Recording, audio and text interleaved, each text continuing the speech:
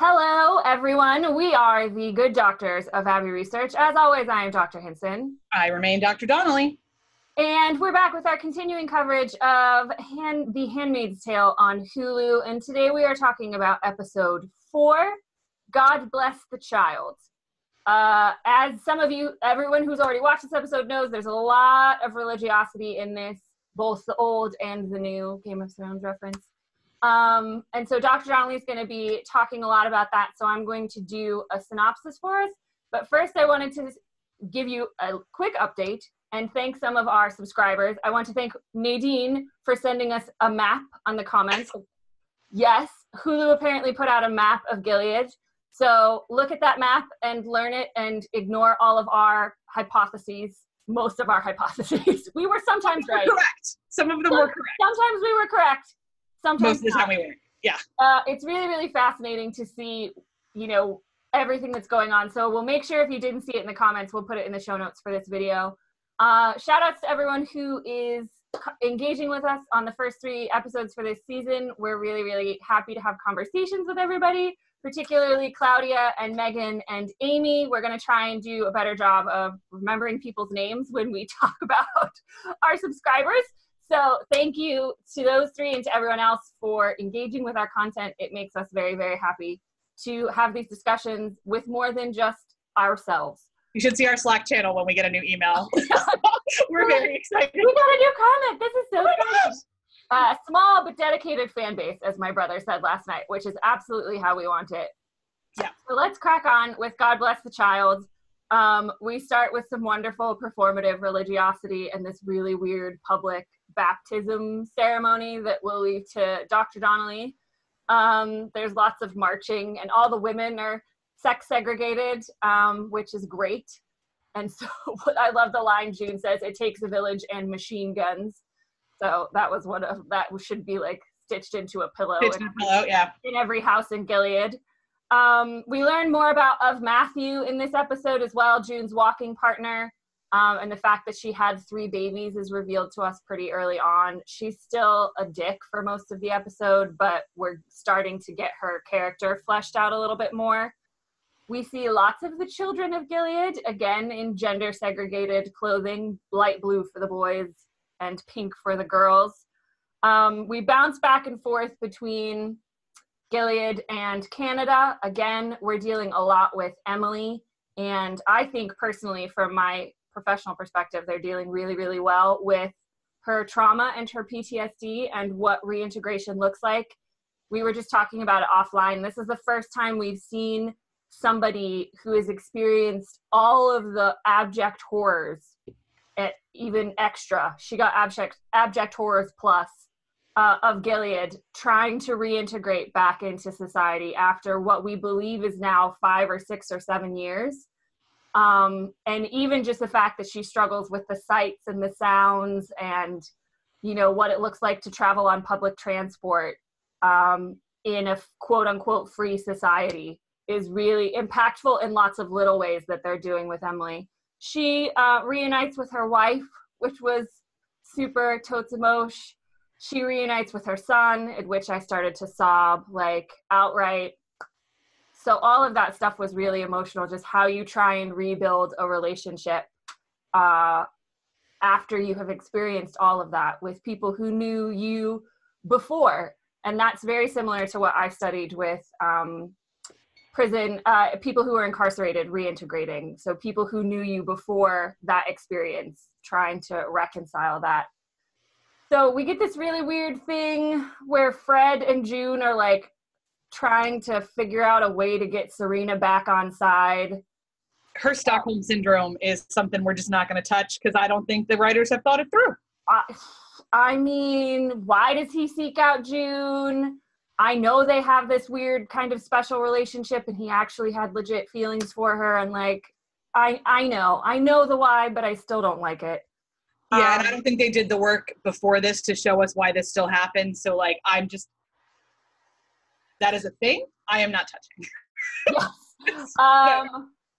Then we have what turned out to be a really cool scene between Serena and June in the pool house. And June is like super mobster. now all of a sudden with all this power and agency, which we're not sure why she's given this much leeway. I guess because Commander Lawrence doesn't give a flying F where she is. So she has the freedom to kind of walk around this pool party, whatever.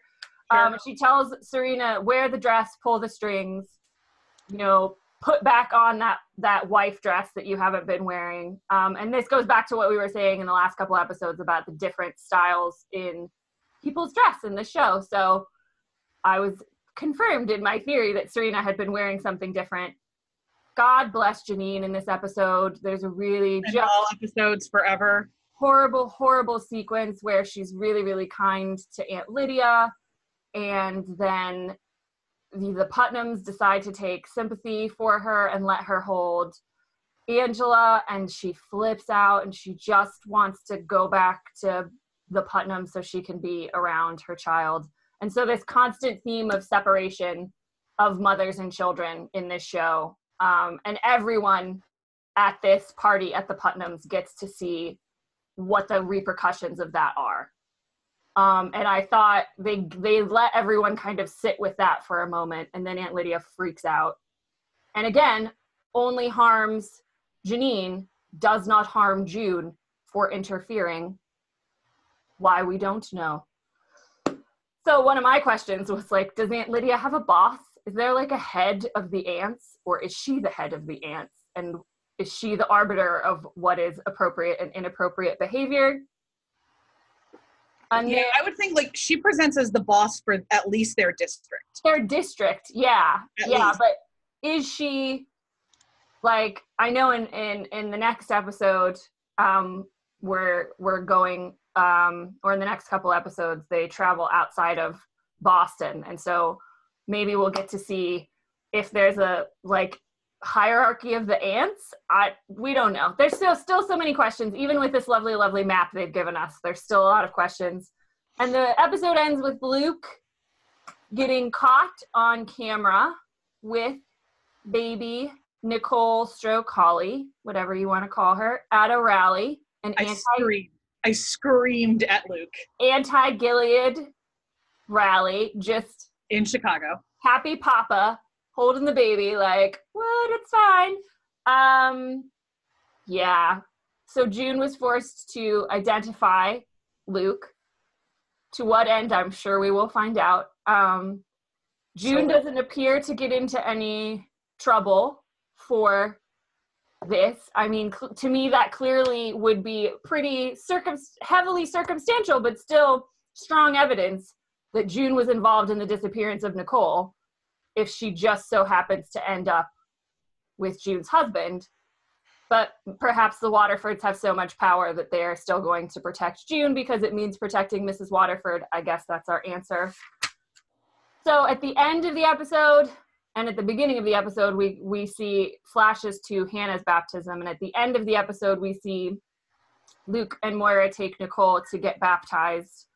And so there was this lovely kind of intercession throughout the episode with flashbacks from June to that day and what it felt like and why she did it and what it meant to her to have this kind of ceremony done. Contrasting that with the rather large baptismal ceremony that Gilead has produced for us. So that's the end of the episode. Dr. Donnelly, would you care to explain kind of the theology of what's happening here, please? I would love to. So first of all, baptism is something that exists in nearly every religion in some way, shape, or form. Like water, just like we've talked about, fire is understood to be purifying, so is water. Mm-hmm. And whether you are baptized, that's a very Christian word, but I'm just going to keep using it.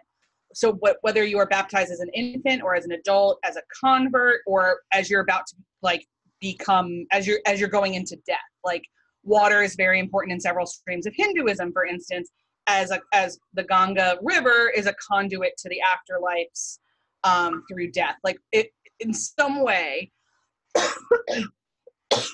excuse me, most religions assume that their adherents will be purified through water at some point. So in Catholicism and in a bunch of Protestant movements, that baptism has to happen at birth. There are some Protestant movements where it doesn't. Actually, Baptists, that's what they used to get killed over. That's a whole other thing. That's another video. It's a whole other video about what the foundation of Baptists. Anyway, so and in some of those groups, the theology is that you baptize the child so that until they can make a declaration of faith for themselves, they are kind of like, I don't know, like inventory stickered for heaven. Like these kids haven't everyone's born with sin. Yeah. The kid will not have a chance to ask for forgiveness for that sin. So we're going to do it for the kid until the kid comes of age. Gotcha.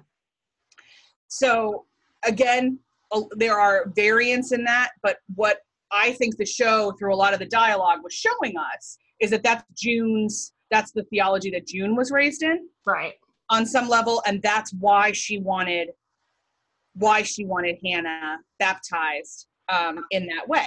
Now, a couple things. She uses the word dedication and baptism interchangeably, which they're not interchangeable theological terms. So I don't know if that's a mistake on behalf of the writers or if that's an intentional thing. My guess is mistake, but yeah, those are different ceremonies. One of the most beautiful things about baptism for many Christians is the idea that it is also the marking of this child being brought into the family of faith. So it's a covenant in most Christian traditions. So just like marriage, it's a covenant not only with the family and the unit, but a covenant with the community. So like just like in a marriage ceremony, when somebody says, will you who are gathered vow to help these people stay married? And the whole congregation goes, we will, which is one of the parts of my wedding that I cried, by the way. That's part of a baptismal ceremony as well. So they ask the parents, they ask the godparents, and then they ask the gathered congregation, will you vow to the best of your ability, help raise this child in a family of faith and in the way that they should go? Yeah. So what's really fascinating to me is that there is no intent, so the baptism and who gets to be godparents and things like that are really important to a lot of people. Mm-hmm. And there is a lot of negotiation sometimes within congregations about who even as at the baptismal ceremony will be part of the normal church service, will be a service afterwards, who gets to be there, what does it look like? And at Gilead, everybody just does the same thing. Yeah. Like it's just like mass ritual, yeah, which is really like the only other mass ritual I know of like that is the Moonies, the cult the Moonies getting married on mass. So that was really freaky. But like baptism is a really important personalized covenant, and Gilead has stripped that personalization. Sure. Well, they've stripped personalization from religiosity, like full stop. Yeah, religiosity in Gilead is entirely performative. Entirely. So like that's another almost entirely public. Like it's all about this representation of what Gilead is supposed to look like. Yeah. And what I thought was creepy too, if this is intentional, is that the song that was playing is Mendelssohn's Jesu, Joy of Man's Desiring, which is I literally wrote down like music dash K. Okay. I knew she would know, or she would look it up. It's a wedding song? No. That's weird. It's a wedding song, and like there isn't really baptismal music all that often because it's not, normally, but like that's a wedding song. Like when people don't walk down the aisle to the wedding march, the second one when you Google it is Jesu, Joy of Man's Desiring, because Mendelssohn's score is so beautiful. Or like, and then there's a couple others, like of course. But like, what's the theology behind that? Is it? I don't know. Okay. Well, I mean, I don't know the theology behind the lyrics. The theology, I think, behind choosing a wedding song is that essentially these kids are all married off already. If they're joining into Gilead, they're joining into a system where they're going to be just like Eden and Nick, assigned. Where they're going to have no choice and no agency, yeah. So this is actually like the first covenant towards their marriage. Yeah. And I think that's why they showed us, like they panned to all the grown children. Yep. To show us, like, this is what the enculturation looks like, and it starts from infancy. Starts obviously. Now. Yeah. Oh, that's really interesting. Those girls coming down the aisle are brides, and yeah. Oh, what? And we know now that they totally believe in child bride ceremonies, too, so those girls they showed us are not very many years away from menstruation, so super. And then the other thing I noticed too, as they were jumping back and forth between the liturgical language, is that in Gilead, they were really, really clear to focus on the fact that like, this is for the fear of the Lord. Whereas in the like pre-Gilead theology, it was a whole lot more about tradition and joining the family of faith. Mm-hmm. And that's a really specific thing I want us to pay attention to too. Gilead runs and rules entirely through fear. Right. It takes a village and machine guns. Yes. And what I loved about the eventual decision to baptize Nicole Holly is that they baptized her entirely without fear. Yeah. Like that wasn't part of that ceremony. This was just, hey, this was a really important thing to her mother.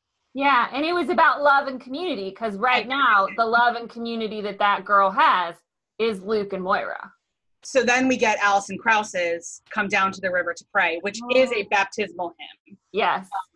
And is, if you aren't familiar with Alison Krause's various hymnody recordings, please find both Down to the River to Pray and All Fly Away, like immediately. Oh my God.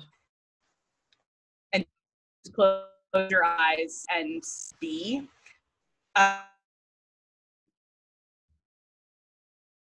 Negro spiritual that has been appropriated by many white people. Story of the life. But for the purpose of baptism, like I've presided over a couple baptismal ceremonies in a couple different countries, and that song shows up in most of them. Yeah. So like that's a thing. I had it at I was baptized as an infant, and then I chose to get baptized again much later in life because I was a really good little evangelical child. And they had that at my second ceremony. So I just want to go back. My favorite quote of the entire episode, by the way, was when Putnam told somebody that smart girls are trouble. Yes. And I want to once again reiterate that if you or your loved one are under some sort of oppression, I could encourage you to not put yourself on camera. That would be a real great idea. Yeah, I mean, we didn't really get into that, so let's do it now. What the HE double hockey sticks was that boy thinking? Like, you are not precious. You are not an independent agent. You are not, no. No, that is not your baby. It's not responsible parenting. It's not responsible spousing. No, like you literally have no legal claim to that child. Zero. Because you have no biological claim to that child. Zero. And things are real murky, and Gilead has a lot of power. Otherwise, it wouldn't exist, right? If it had no power and no means of control and manipulation in the global would have been taken over. world, it would be gone by now. Yeah. It clearly has enough power to exist for the last 5 to 7 years. I just roared at him like, you are the world's biggest, naivest idiot. Get your face off my screen. I was so mad. And I could see that June was mad too. And I was like, girl, I am with you. You married an idiot. Oh, like if something happens to that baby because of him going to that rally with his big old ego, and if for God forbid it ends up back in Gilead, I will punch that man in the face. If June suffers any consequences, which we know she will because that's what happened. Like, because she's going to get punished by this. Like, that's what I don't get why he doesn't understand that. But like, then again, I don't think we've seen Luke understand anything. But like, how can you understand? He understands enough. He got the letters, right? He knows what it's like in Gilead for these women. But like, does he really? Like, does he really? Like, I don't know. It's so like, I've had conversation with so many people. This is very ironic that we're recording this on the day of my husband's immigration interview for naturalization in America, by the way. But like, we've had so many conversations with other immigrants and other migrants, both in the UK when I was a visa holder in the UK, and now when my husband's a green card holder in the US, about the ways that you don't draw attention to yourself even when you're legally here, much less all the ways that you don't draw attention to yourself when you're not legally here. Like, and we already know from last season, right, that Gilead and Canada are trying to have some kind of diplomatic relationship. But like, there are also times that like, I know, like, we've heard stories of atrocious things. Like, we're not even getting into the border or the camps or any of the other crap, but like, the truly evil things happening right now, but some of the more run-of-the-mill nightmares of an immigration process. Mm-hmm. And like, I can tell you that those are really stressful and that they're awful, but like, I know I don't really understand. Yeah. And I know I don't really know what it's like to be separated from my husband for 9 months, 10 months, 20 months, 3 years. Yeah. And so I wonder if some of that's the same thing for Luke, is that he's just cognitive dissonance, cannot understand, cannot get it. Maybe. Cannot put those two things together and cannot understand consequences. Because if he can and he's still making these choices, I'm furious. So I need to believe that he's incapable of connecting dots. Of connecting those dots, yeah. Because to me, it seemed like the most irresponsible thing you could do. Possibly do. To go to, and that wasn't like news recording either. No, he put that up like on his Facebook. That wasn't a news recording. So my guess is Moira was holding that freaking camera phone. Yeah. And why is she doing that? Homegirl knows what Gilead is. Like, do they not? Is this another thing too, where people don't understand the internet? Or like, do they think, like they just? Do they think maybe because Gilead doesn't have the internet that Gilead doesn't have the internet? Like, are they that dumb? They're able, like, there are people that are able to smuggle things out. They find out where you are. They knew that Emily made it across the border. Like, they have technology when they need to use it. And I just, like, I don't understand why they thought that this was only going to have positive repercussions. Yeah, no, I was just furious. It clouded nearly everything else in the episode for me, because I could also feel it, like, in the writer's room as a total plot device. Yeah. Because, like, at the same time, this doesn't feel like something that Luke would be dumb enough to do. It doesn't feel like something Moira's dumb enough to do. So this is like, for me, I can see Luke doing it, but I can't see Moira saying, do you think it's really a good idea to broadcast this child? Yeah. So then we're doing this for plot device reasons. And that is like, as a writer, come on. Yeah. And the other thing that deeply upset me in this episode, and those of you out there who have also been traumatized by the last 2 seasons of Game of Thrones will understand this. Why are we using their lighting scheme? I could not see anything in this episode. Anything. Why are we afraid of lights as a people? When did we come to that point? Like, I know, and believe me, like, I have an art history degree. I understand the importance of lightness and dark and how you can use it symbolically when you're painting a picture or presenting an image. I know it can be very useful, but practically, how can you tell a story if people can't see what's happening? How, like, I don't care how happy you are with this meeting between these two people in a dark room, and like, if I can't see what's happening, I can't engage in the narrative. Like, I also believe too, like, because I've watched many seasons of Supernatural, that you can communicate to me that it's dark for the characters and still let me see. Yeah. And like in Game of Thrones, I wasn't as critical in some parts of Game of Thrones because they don't have electricity. They went a little too authentic for my taste in terms of like what it looks like when you just have torches. But I was a lot more forgiving. They have electricity in Gilead. Don't give me this nonsense. Don't give me this nonsense of I can't light a room. Mm-mm. So somebody at some point in one of our comments, I think it might have been Claudia, said that like she could tell that we were going to be mad a lot. And guess what, girl? That does not end. We're angry at every episode, girl. And we're not quite halfway through this season. It's 13 episodes, so we're just past like the 3rd mark. Yeah. I'm looking at my notes for the next couple episodes, by the way, as we're flipping through here, and there's just more and more giant capital letters of "you're being dumb." So, spoiler alert, people continue to be dumb. Yeah, there's a lot of swear words in my notes. So, on that note, I think, though, we've covered the important bits of God Bless the Child. We're excited, albeit still angry, to talk about episode 5, which will be our next video. But for now, as always, we're the Good Doctors of Abbey Research. I am Dr. Hinson. I'm Dr. Donnelly. And we will see you next time. Bye. Bye.